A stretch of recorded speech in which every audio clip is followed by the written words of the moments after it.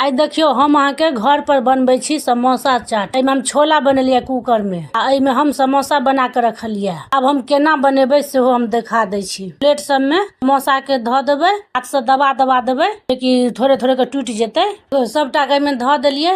अब सब पर हम छोला दै छी। सबटा पर हम छोला ध दै छियै। ओइमे दही दै छियै। एमे छै अहाँ के हरियर चटनी द रहल छै। एमे हरियर चटनी छै, धनी पात मिरचाई सब द के बनेने छलिए। सबटा पर ध देलिए। देने छलिए हम अहाँ के धनी पात, टमाटर, मिरचाई सब द के बनेने छलिए चटनी। हरियर चटनी ई हम बनेलिए अहाँ के मीठ चटनी छै। ई हम गुड़ द के बनेलिए। त पहिने ओ हरियर वाला देलिए खट्टा वाला, आब दै छै मीठा चटनी। इहो हम घरे में बनेने छलिए इहो चटनी। एमे आब हम दै छियै ई चाट मसाला, दै छियै प्याज, हम भुजिया ध दै छियै। ई किनुआ भुजिया छै से सबटा ध दै छियै एमे। आब एमे भुजिया के हम बढ़िया से ध देलिए। अब हम सब में चम्मच ध दै छियै एकटा के।